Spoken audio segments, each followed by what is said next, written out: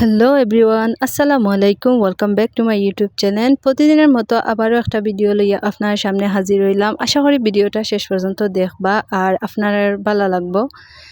So আজকের ভিডিওতে আছে আমার ফেভারিট চিকেন বিরিয়ানি। তো বিরিয়ানি তো সবেও পছন্দ করেন, তা আমি তো অনেক পছন্দ করি। আর আমি দেখছি যে বেশি অংশ মানুষে নানি কাচ্চি বিরিয়ানি পছন্দ করেন। তো আমি যেহেতু কাচ্চিটা বেশি একটা খাই না, মানে খসির মাংস আমার একদম পছন্দ করি না। কিন্তু ফার্স্ট টাইম যখন আমি সিলেট কাচ্চি ডাইনও গেছিলাম আর কাচ্চি খাইছিলাম, বিশ্বাস করুক আমার এত মজা লাগছিল। তখন থেকে আমি কাচ্চি বিরিয়ানি, কাচ্চি মাংস মানে আমার এত ভালো লাগে। তো আশা করি আপনারা যারা আমার মতো খসির মাংস খাই না নানি, তারা নিশ্চয়ই সিলেট কাচ্চি ডাইনের কাচ্চি বিরিয়ানিটা খাইবা, তাহলেই বুঝবা যে কতটুক মজা। এনিওয়ে আমি সব কিছু এখানো দিয়া বালা করি মাংসর সাথে সব মশলাগুলারে এখানো মিক্স করলাম। তো দেখতেই পারা আর গরুয়া বিরিয়ানি আশা করি মজা হইব। সো মশলাটারে তো আমি বালা করি চিকেনের মাঝে মানে মিক্স করলাম, কারণ এটা বালা করি মিক্স না করলে মাংসের মাঝে না লাগলে না হইতো না। তারপরে আমি কেন হালকা সরিষার তেল দিয়া দিলাম, এই দেখো।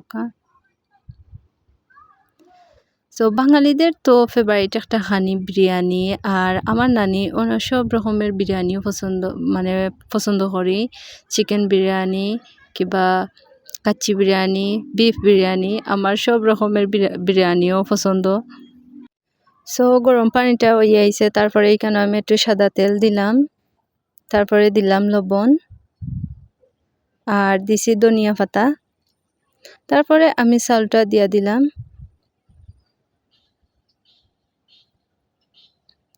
আর অনেক সময় ধরে আমি কিন্তু মাংসটারে আলাদা করে রাখছিলাম, মানে এটারে নানি যত সময় নানি মানে রাখবা গুড়িয়া তত বালা। তারপরে এখানে আমি বিরিয়ানির মশলাটা দিলাম। তো আস্তে চালটা সিদ্ধ হয়ে যাচ্ছে, ওই দেখা। তারপরে এখানে আমি যে আলুটা বিরান করে আলাদা করে রাখছিলাম ওগুলা দিলাম। সো আস্তে তো আমার বিরিয়ানিটা রান্দার ডান হয়ে যার। তো দেখতেই পাররা। আশা করি আজকের বিরিয়ানির রেসিপিটা আপনারা কাছে ভালো লাগবো।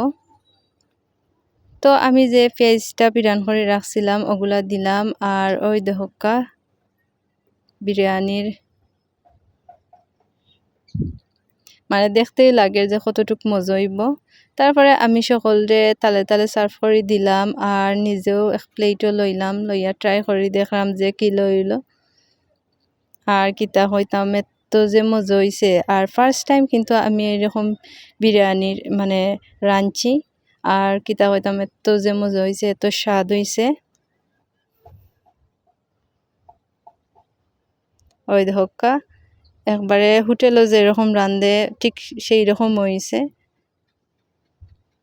আর বিরিয়ানিটা এত স্বাদের হইছে যে কিতা হইতাম, আসলে খুব মজা হইছে। তো আস্তে আমি সবগুলা দিয়ে এখানেও ট্রাই করে দেখলাম, অনেক মজা লাগে। আর এই ছিল আজকের বিরিয়ানির রেসিপি। ভিডিওটা কেমন হইলো কমেন্ট করে জানিবা। আল্লাহ হাফিজ।